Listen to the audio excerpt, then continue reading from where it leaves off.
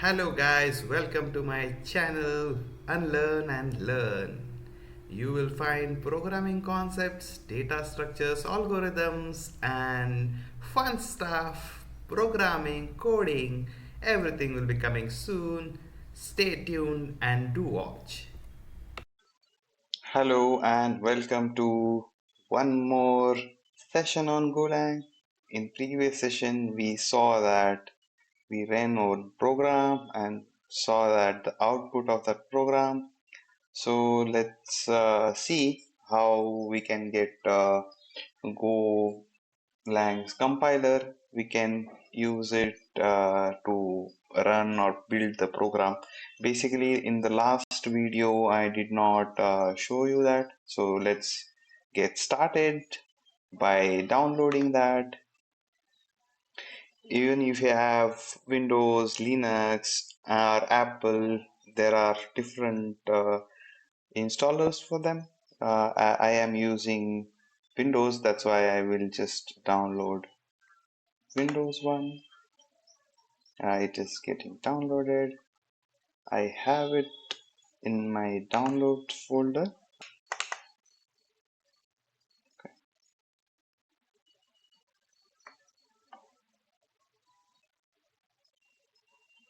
Yeah, so it will prompt you to install basically. So we'll just say next, next, and say install. It will install. We'll see after install. You can see that Go 1.20 is being installed.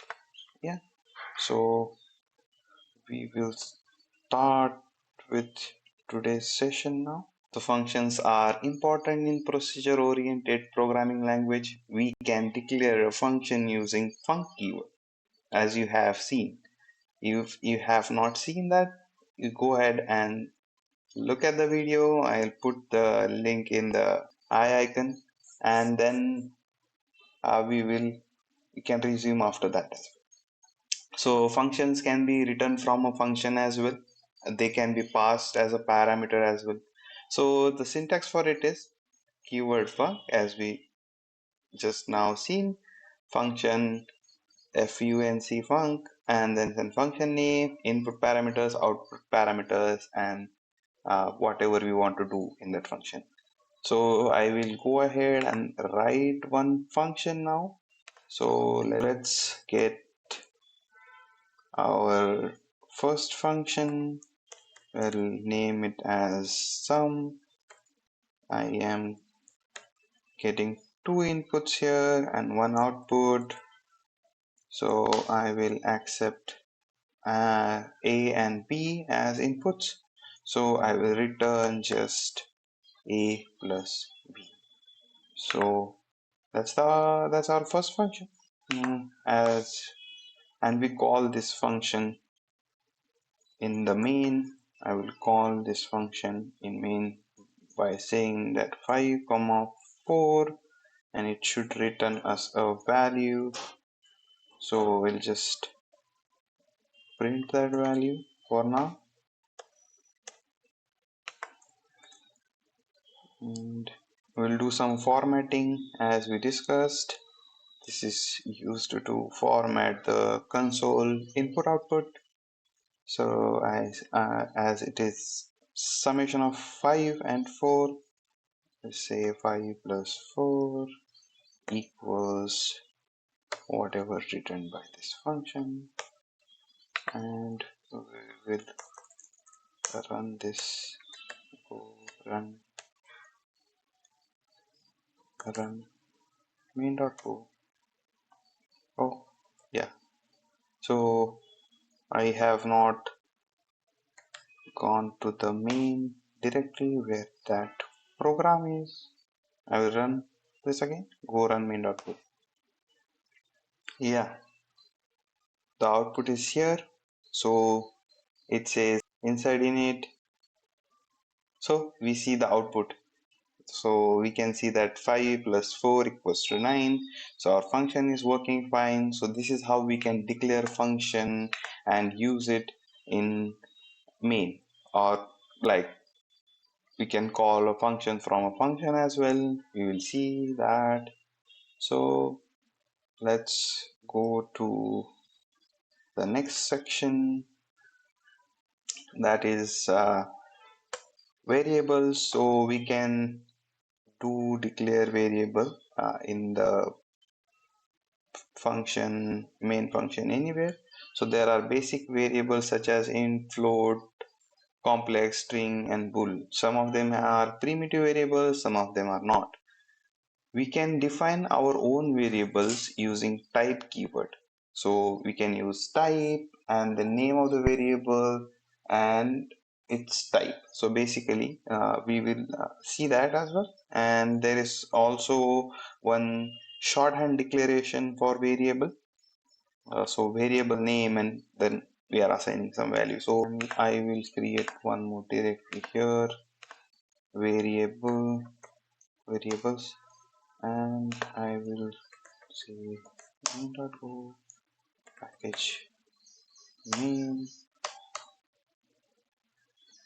function. Now I will declare variable. So we'll say var a of type int equals to 25, and then var st equals to string, and say we are learning how to declare variables, declare and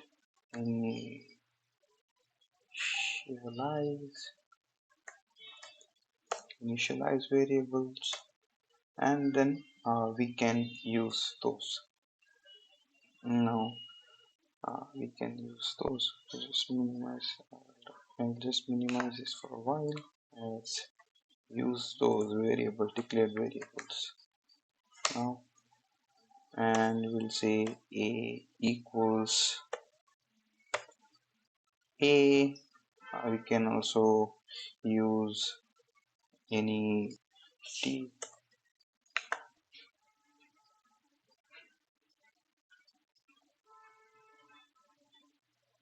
So I'll just say printf here and do. So now I am giving it /n to be able to print on a single line. So let's run this. Go run main.go.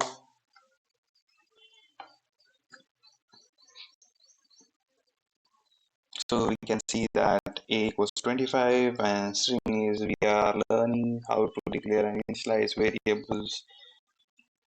So there are different types of variables. This is int. We have this as string. So then we are having, we'll declare some more variables of different types. So 64, and we will name it as f, and we'll say that as something, some value of float. We'll use that variable here, f equals to percent this b, and we'll say f. So these are the some of the types of variables. I'll save this and run again.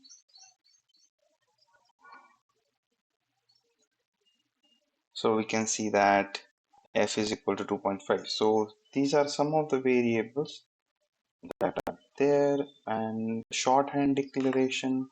So there is one more way of declaring variables, that is shorthand declaration. So we'll say it as 3, value 3, and we'll print that out here, equals to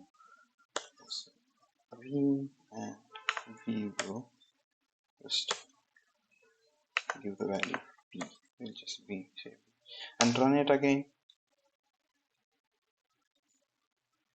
So we can see that b equals to 3. So it is compiler has compiled it before running it, and then it has reduce the value b as int and then print b equals to 3. So that's that. And now we will go for our next section. So that is, so we can declare multiple variables in one statement, and we can also have constant. So constants are like they are declared only once, meaning that we won't be able to change the value of it once it has been assigned. So let's go ahead and see multiple variable declarations. So I'll just comment this out. So let's declare multiple variables in one line. So a comma b of type int equals to 2 comma 3, and constant c equals to 4. And now I will just print these values a comma b comma c and a comma b comma c. So we will see the output here. Yeah, we can see that a equals to 2, b equals to 3, and c equals to 4. So now if we go ahead and reassign any value to c, it says that cannot assign to c untyped in constant 4. So it says that you cannot reassign the value to c because it is constant. Now one more thing I want to just show you, and we have declared and initialized f, but we have not used. So Go does not allow you to have a variable declared and not used. So it won't allow you to compile as well. So we'll just commented that so that it compiles and runs. So we have seen the output of that. So those are the two cases. Thank you so much for watching the video. Do like, share, and subscribe. See you soon.